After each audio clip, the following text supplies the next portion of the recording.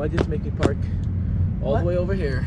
I'm gonna start it funny. I'm gonna start it with my regular intro, because it is what you asked. What is up, everybody, and welcome back to another episode of Ford Era. Just kidding, we're here with Detroit Steel Wheels today. I'm Solomon Lunger. This is Gold Dust, 2022 Lonestar Throwdown. We got Emma behind the camera. Let me give you the lowdown on Gold Dust. So Gold Dust is a 1970 Ford F250 bump side crew cab, and I've had this truck for about 2 years or so. I bought it in May 2020. Basically, it's my dream truck, or one of them. It actually became my dream truck. It's actually what kicked off my YouTube channel. Me and my best friend Simi flew out to Idaho. I bought this truck sight unseen. The guy met me at the airport. I walk out of the airport with my camera and the truck's sitting over there. We drive away, I pay him, and then we start a 3,000-mile road trip back to Miami. And I made videos every step of the way. If you want to check it out, my channel is called Ford Era, just search it up. It's a full chassis swap with a 1996 Dodge Ram 2500, so it's got a 12-valve Cummins. At the time, it had the 47 RE transmission. It wasn't lifted or anything, and it was just a cool truck. I liked it. It had a bunch of bumps and bruises, and they used it as like a hunting rig. Back then, these crew cabs were really rare. I mean, anybody could buy one, but they weren't at dealerships, so you had to custom order it. I just fell in love with the truck itself, the story of the truck. One of the things that I really liked is that the hardest part was done. It had a chassis swap and the motor and transmission. I had a bunch of projects, and I still have a bunch of projects, and I never get any of them done because it's a lot of work to get them to where they're just running and driving again. So I just wanted to skip to the chase and then build the truck from that point. The only thing left from when I bought it is the cab and the frame, the axles. It's got a different motor, different transmission. So let's get a little bit into the truck itself. It's got 37 1250 20s with 20 by 11 Detroit steel wheels. I've got a 4.5-inch back space. I absolutely love these wheels. Literally, they're one of my favorite things on the whole truck because it keeps it with a timeless look. I put on, those are the same hubcaps that I used to have when it was 16s. They have the little things on them, which usually I do, but my fingernails, it's so cold. You know what? I'm gonna borrow. All right, stole this from Emma. Wedger in there, wedger in there. All right, see?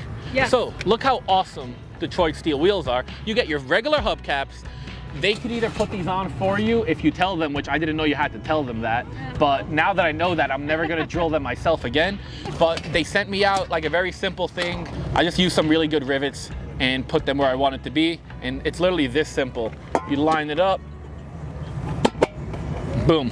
It worked out really well. Obviously, in order to fit 37s, the truck only had 33s. I had to lift it, so it's got a 4.5-inch BDS lift kit on it. Had that done by Poppy's Garage. So aesthetically, I've put these mirrors on it. I put on this side trim, fixed a bunch of rust. I haven't paint matched any of it yet, but eventually we'll get there. Put this camper top on very recently. Actually just did it for this show. Fat fender garage, billet door handles. Got airlift 5,000, support bags because I tow with this thing. I put on a chrome rear bumper, the same bumper that it used to have, but it had the same color bumper. This is something that I really love. It's an original 1971 bumper sticker that I bought on eBay, and I had to buy 182 stickers because I saw this in the lot. It was like a lot of stickers for sale. And in the ad description, it said Cummins, so when I was searching, and this was the only one that I wanted. So I've got a ton of stickers at my house that I don't need, but I wanted this one, and the sticky part wasn't even sticky anymore. So I went to one of my friends who owns a laminate shop, and he laminated it.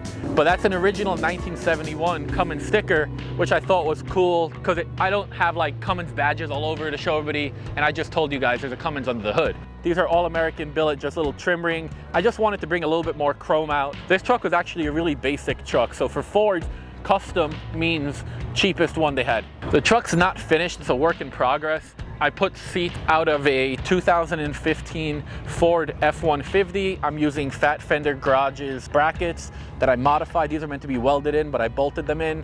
Dakota Digital RTX gauges, so it looks original, but it functions like brand new. It's gonna have Restomod air conditioning. I didn't put it in yet. I'm gonna, redo the floor, carpet, and all that, make it nice. When I got the truck, it was a hunting truck, so they used it. So the grill was all busted in, so I got an original grill from a friend of mine, put that in there. These are from Dapper Lighting, and I like it because it's like an OG look, and it's glass, but it's got the lines like the original one does, and it's a projector, so the middle of it doesn't have the lines, and it's got a halo. So like when you kind of stand back and you look at it, for a second, you don't realize that they're new.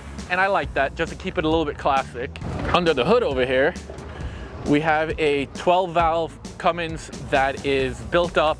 The motor has ARP head studs. The head has been hell ringed. The pump had some pump work. I've got Dynamite diesel injectors, Dynamite diesel fuel plates, full titanium exhaust using Taikon Industries tubing, and Hutch's Welding did all the work for me. Mishimoto radiator, intercooler, transmission cooler.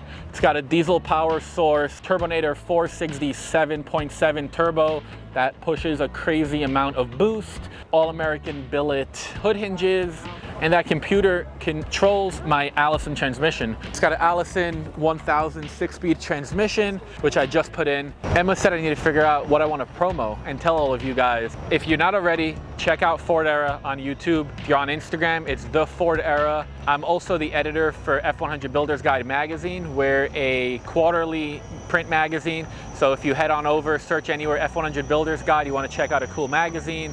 I got a couple other trucks that we're working on the channel that are going to get Detroit steel wheels. So if you want to see more of those, go back to the YouTubes. If you want to follow me personally on my Instagram, it's Solomon Lunger. That actually has a lot of behind the scenes. I want to give a shout out to everybody at Detroit Steel Wheels. Adam, Steve, Emma, everybody over there. You guys are doing a great job. I love American-made products right here. You guys are really on top of the game. You have the support that I wish more companies had. When you call somebody, they pick up the phone. They know what they're talking about. Spanky's a lot of fun to talk to. I just call him randomly, like, hey dude, I'm making some pasta. Like, what's your recipe? Like, how do you make pasta? And then he'll tell me his pasta recipe, and I didn't like it. But, you know, it was fun. You should just bother them. Like, call Detroit Steel and just like ask them random things, like what shampoo they like using. Like, I don't know, that's what I do. If you don't already, subscribe to this channel, hit that like button, hit the bell notifications, drop a comment, and let me know what your favorite part of this truck was. I want to know, and we'll see you in the next video. Later.